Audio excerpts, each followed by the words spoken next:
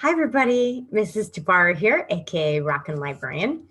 And I want to tell you why I'm doing this lesson today. It kind of just snowballed into this lesson. The face to face students have 4 lessons in a row. So this is slightly different than the virtual students that are just once a week. So the 4th lesson I'm creating right now for my face to face student, I realized that I kind of have a theme going, and we've already talked about what theme means. Who can tell me again what theme means? Pause, share, get back to me. Yes, theme is a lesson we can learn from the story, and we learned that when we read the folktale Stone Soup this year.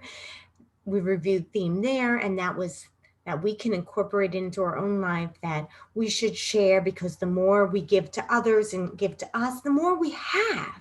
So we started this unit that I didn't even realize it was going to end up being a unit with the book Undefeated. And so one of your assignments, after you read this book by Alexander Kwame, who won the Caldecott this year for best story and illustrations, that the theme in this book, The Undefeated, is that these people that he mentioned, both famous and unfamous, didn't let people defeat them. They didn't let people put them down or stop them from reaching their goal. They had grit and perseverance, and they kept on. Of course, some of the people in here you recognize were very famous people, right? We had Jesse Owens and Martin Luther King as some of our famous people that were in this story. So then the second set of lessons, which was 2 days of lesson, was on Ruth Bader Ginsburg, right? And she did pass away this year. And she was famous because, if you remember, she didn't let people say, you're a woman, you can't do it, right? Even her father told her, no, you can't go to college. You're a woman. And so, of course, she proved him wrong and went to some of the best universities there are. And she became a lawyer. And then what she's famous for is that she continued to work throughout her life on women's rights and equal pay and things of that assortment. And then, of course, she was put on the Supreme Court Justice by President Clinton. And that's where she spent the rest of her career until she passed away. So today I was like, I have to continue with this theme. And so I started looking for books, and there's so many amazing people in this world, right? We already read about this woman here. We just used her a little bit in the beginning of the year to talk about our reference resources that we have, right? Malala, I have to look at the spelling to read her name properly. Malala Yousafzai. I think I say that right. And she's the youngest person to ever win the Nobel Peace Prize, because in Pakistan, the Taliban told her, you're a girl, you can't go to school. Of course, we all know that's not going to work. And she fought for those rights for women in Pakistan. Okay, so anyway, I went to the library, and there's so many amazing people out there, right? And I love this series, the Who Was series, Mother Teresa. Here was another Who Was series. Marie Curie, famous chemist, right? This was the first woman to ever sit on the Supreme Court Justice. You might want to read about her. Who was Gandhi, right? Clara Burton, who started American Red Cross. And then I came across these books. I'm going to save those for last. Hold on. This one I thought was really cool, Like a Girl. And I opened it up today when I was at the public library looking for books for us today. And even the end pages have all these images of famous women. Of course, you know, Amelia Earhart, Bessie Coleman, Sally Ride. Oh my gosh. So many. Temple Grandin, Wilma Rudolph, R.J. Polacco. So amazing, amazing story here. And we can't read them all. And of course, this is a simple picture book, but so great to read. And then I came across this brand new series. Now, I already have these in the library, in the public library, and there's a man's version I'm going to show you in a minute online. But these were the Little People series, Little Dreamers, Little Dreamers, and Little Leaders, and it's called the Little People series. Well, now I found today that they make individual ones. And this person I did not know anything about. She was the first woman to become a president of her country in the Philippines. So I thought that was really neat. So then I boiled down to what we're going to read today, because I really felt like it connected to our first book, Undefeated. The Undefeated. I love the title, The Undefeated. The titles of these is She Persisted, right? So we're going to kind of link all these books together. I'm super excited about it. And the lesson is going to have two parts. The first part, we're going to read some of the story together. And then the second part, if you have a computer, especially virtual students, you're going to do a teeny tiny research on somebody that has made change in the world, has persevered, was persistent, or undefeated, right? And if you're in the face-to-face world and you do not have access to the computers in the classroom today, I'm going to further go through research with you together. If you have computers, you're going to do the same thing the virtual students are doing. So let's pause for a second. So I'm on right now the Henrico County Public Library. I live out in Hanover. You guys have the Pamunkey Library and can use the same features. I'm going to be using Overdrive, where we can check out ebooks, which is so great. I actually haven't used a lot of ebooks before. And now that I'm teaching virtually, I've been using it a lot and realizing how much is out there to check out. So I checked out some books that I want to talk about. Let's see, remember I just held up Little Dreamers and I already checked it out. See, I borrowed it already. And Visionary Women Around the World. And then we have Little Legends, same series, the Little People series, Exceptional Men in Black History, Vashti Harrison. And then of course, She Persisted by Chelsea Clinton. You know, that's President Clinton's daughter. She Persisted. We're going to use this one today. And I wanted to show you that the Who Was series is also an ebook format. And this is Who is Claire Burton. And I told you she is the one that started, see that symbol down there? The American Red Cross. So great books to talk about undefeated individuals that didn't give up, or persisted individuals. So I'm going to open this book. Of course, you could check out books also, so the ebooks, the Overdrive, and of course, I'm in Henrico, but you would use Hanover. She Persisted Around the World, written by Chelsea Clinton, illustrated by Alexandra Boyger.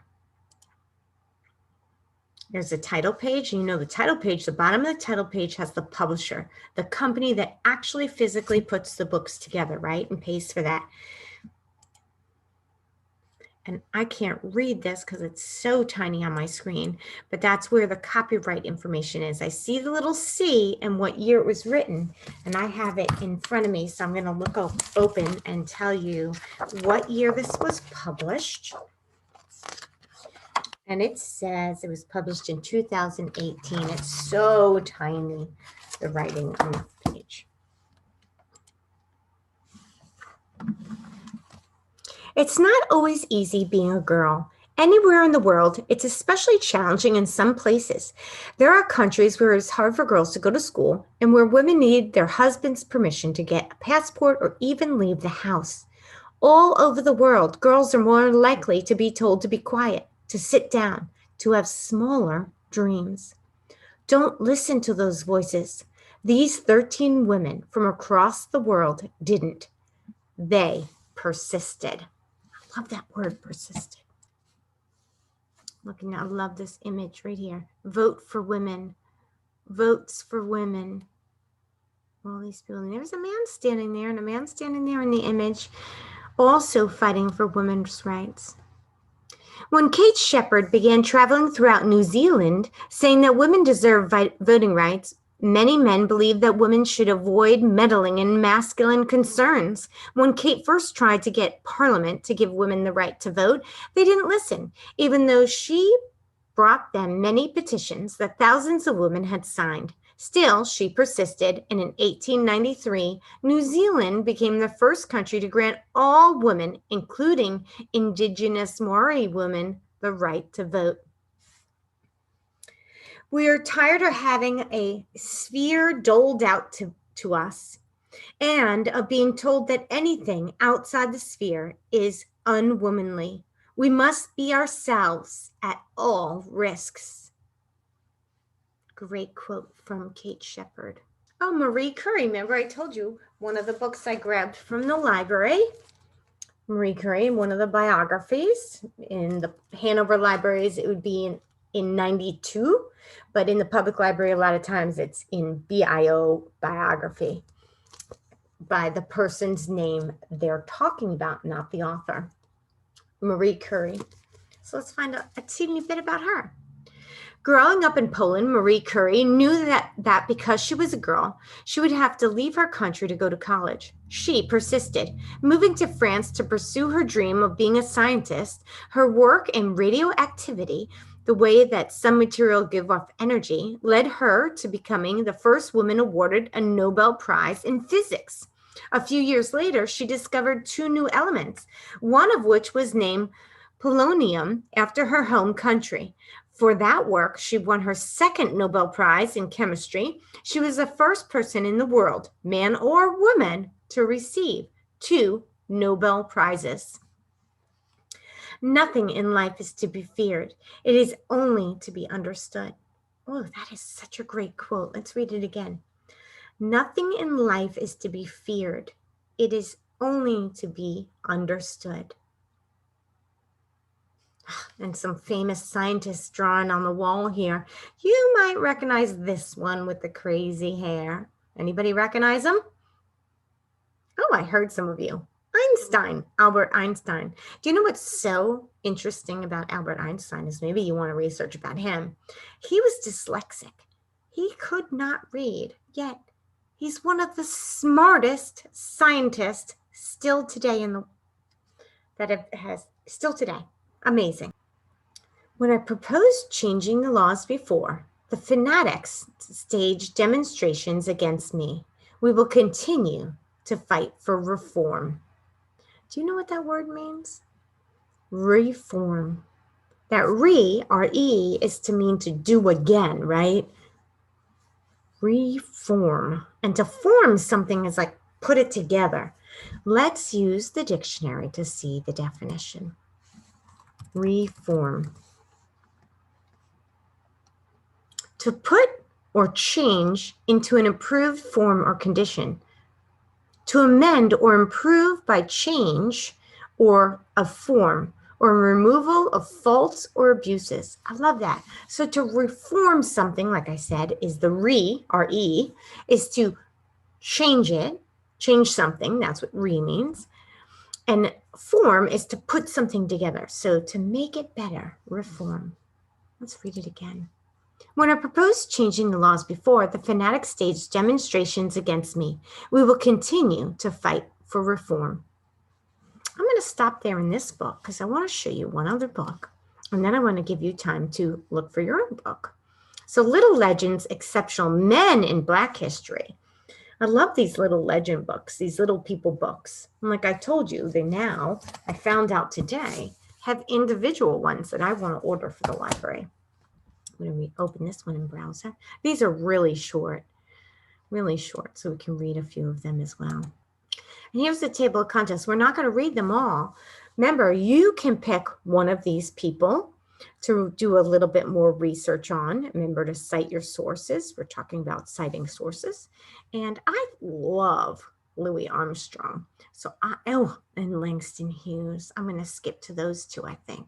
And of course, maybe we should also stop at Thurgood Marshall. All right, so page 28. All right, Langston Hughes, 1902 to 1967. He was a poet. Langston moved around a lot as a child. His parents traveled looking for work. His father to Mexico and his mother throughout the Midwest. Langston was left to be raised by his grandmother, but felt abandoned by his parents. His only comforts were his books and the worlds he found inside them. Langston began writing Early in the 8th grade, he made class poet, and his first works were printed in the school newspaper in 1920. He went to visit his father as the train crossed the Mississippi. He thought about the massive river, how Black history was linked to it. He thought about the things his grandmother had told him, things he had read in books about the slave trade, and he crafted one of the first major poems, The Negro Speaks of Rivers. He was only 17, but his voice had the wisdom of someone who saw the world for what it was. He asked the reader to consider humanity, not just Black or white society. In 1921, the poem was published in The Crisis, a major publication of the Harlem Renaissance. Langston moved to New York to attend Columbia University and became a leading creative voice in the movement. Now, if you've been listening to my lessons, you should know somebody else went to Columbia. Do you remember who? Ruth Bader Ginsburg went there. Langston wrote about Black pride at the time before anyone considered it something to celebrate. Heavily influenced by the blues and jazz, his poetry flowed and had rhythm. In 1923, he traveled abroad, settling for a while in Paris. Upon his return, he worked as a busboy in Washington, D.C. One day, one of his favorite writers, Rachel Lindsay, came in and Langston slipped him some of his work. Rachel was impressed with Langston's poetry and helped him to meet the right people. In 1926, Langston's first book of poems was published, The Weary Blues. He was the first Black writer in the United States to make a living off his work. He wrote plays and published short stories and more than 16 volumes of poems. Langston used his writing to appeal to the working class. He was the first Black writer in the United States to make a living off his work. He wrote plays and published stories and more than 16 volumes of poems. Langston used his writing to appeal to the working class folks, focus on society and racial injustice, and portray Black life in America. Let America be American again. It never was America to me. Harlem, Liza Son, I Too, The Weary Blues, Dreams. What happens to dreams deferred? Oh, I love that. So many amazing people we could be reading about. I do want to touch upon Thurgood Marshall. Thurgood Marshall, 1908 to 1993. Look at this, Supreme Court Justice. Who else did we read about? That was on the Supreme Court Justice. Good job, Ruth Bader Ginsburg. Thurgood, later shortened to Thurgood, was a naturally argumentative boy and a bit of a troublemaker. His punishment for talking too much was to memorize the U.S. Constitution, which was probably not the worst thing for him, considering that one day he would become one of the world's leading constitutional scholars. By the time he applied to college, Thurgood knew he wanted to be a lawyer. He hoped to attend the University of Maryland School of Law, but couldn't because he was Black. The anger and frustration about that instilled in him a deep desire for justice and equality. Instead, he earned his law degree from the historical Black college, Howard University. Not long after graduation in 1933, Thurgood began working with his mentor, Charles Houston, for the NAACP. He wanted to help fight for civil rights. The major goal was to overturn the U.S. Supreme Court ruling that segregation was legal if the segregated facilities were separate but equal. Black people in America knew that their facilities were nowhere near as equal, and they had nothing close to the same opportunities as white people.